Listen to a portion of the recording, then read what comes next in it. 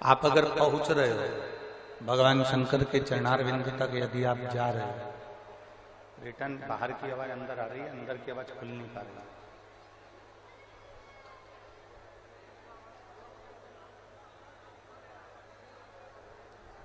आप यदि भगवान शिव की मंदिर तक जा रहे हो, भगवान शंकर के द्वार तक जा रहे हो, भगवान शिव की चौखट तक यदि आप पहुंच रहे हो, तो ये मानकर चलिए कि आपने अपनी खुशियों के दरवाजे तक पहुंचने का लक्ष्य बना लिया। आपने अपने दुखों को मिटाने का एक दरवाजा पा लिया। आपने अपनी तकलीफों को मिटाने के लिए एक द्वार चुन लिया।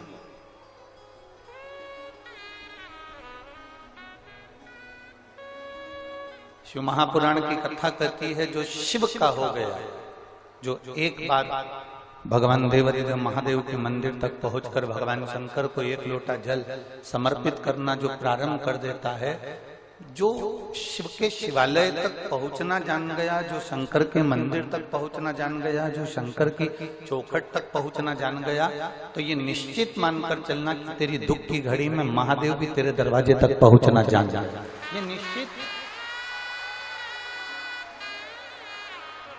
बोल बम का नारा है, सारी समस्या का हल। आप उस तक पहुंचे हो, वो आप तक पहुंचे।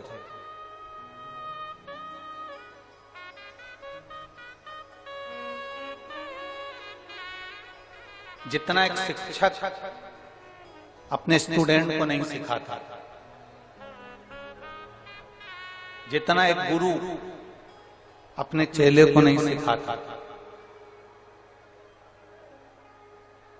जितना एक माता पिता अपने बच्चे को नहीं सिखाता, जितना एक विद्वान से विद्वान व्यक्ति भी किसी व्यक्ति को नहीं सिखाता, संसार में दो चीजें ऐसी हैं जो मनुष्य को अच्छे से अच्छे व्यक्ति को भी जीना सिखा देती है। एक है हमारी गरीबी और दूसरे नंबर पर है हमारे करीबी।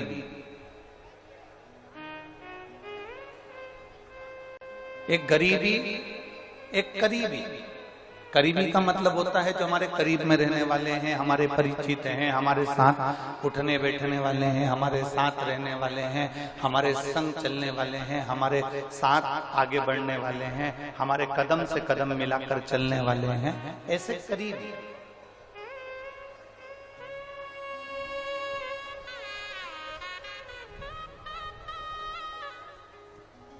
एक गुरु भी अपने चेले को जितना ज्ञान नहीं दे पाता, एक माता पिता जितने अपने बच्चे को उपदेश नहीं दे पाते, एक टीचर भी अपने स्टूडेंट को जितना ज्ञान नहीं दे पाता, उतना ज्ञान हमारे जीवन में दो चीजें सिखा जाती है, एक हमारी गरीबी और एक हमारे करीबी।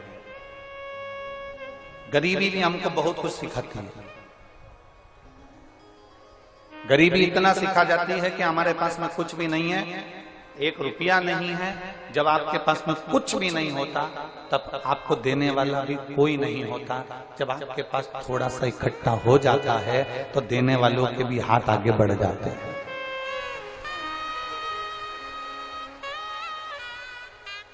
एक गरीबी और एक करीबी।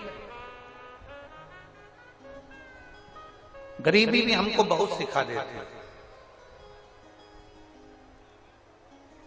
जब आपकी परिस्थिति ठीक नहीं है ना, आपके साथ में कोई नहीं। जब आपकी परिस्थिति ठीक हो गई ना, तो आपके साथ में भी ढेर सारे खड़े हो जाएंगे। थोड़ा सा धन बढ़ा कि आपके पहचान वाले बढ़ जाएंगे। थोड़ी सी संपदा बढ़ी कि आपके रिश्तेदार, नातेदार, कुटुंब, कबीले सब बढ़ जाएंगे।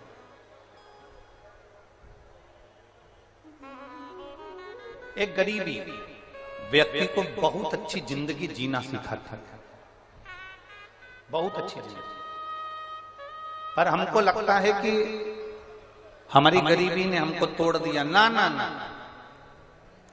किसी की जिंदगी में जो गरीबी आती है वो व्यक्ति को तोड़ने के लिए नहीं आती है। हमने पहले कथा में वर्णन किया था, शायद कुशीनगर के भक्तों ने भी सुना होगा कि रेस का जो घोड़ा होता है, हमने कथा में कहा था, रेस का जो घोड़ा होता है वो रेस का घोड़ा उसको नहीं मालूम कि मैं रेस में खड़ा हूं, उसको नहीं मालूम कि मुझे रेस लड़ना, उसको नहीं मालूम कि मुझे रेस जीतना। रेस का घोड़ा ग्राउंड के अंदर जाता है, खड़ा हो जाता है, उसका मालिक उस पर बैठ जाता है। मालिक जितना जितना उसको मारता है, मालिक जितना जितना उसको पिन चुभोता है, घोड़े को दर्द होता है, घोड़े को कष्ट होता है और घोड़ा दौड़ता है। घोड़े को कष्ट होगा, घोड़ा दौड़ेगा, घोड़े को तकलीफ होगी, घोड़ा दौड़ेगा।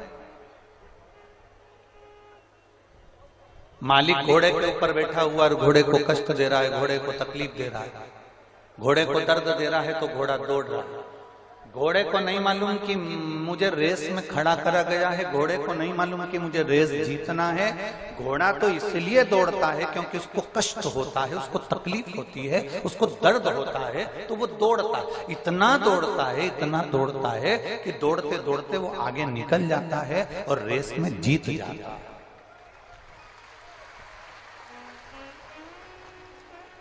जब गरीबी आए ना, जब थोड़ी सी भी समस्या आए आपकी जिंदगी में, थोड़ा सा भी दुख आए आपकी जिंदगी में, थोड़ी सी भी तकलीफ आए आपकी जिंदगी में, तो ये अनुभव करना, ये अपने भीतर उतारना कि ये गरीबी परमात्मा ने आपको हारने के लिए नहीं दी है, दुख भगवान ने आपको हारने के लिए नहीं दिया है, तकलीफ भगवान ने आपको हारने के लिए नहीं दी है।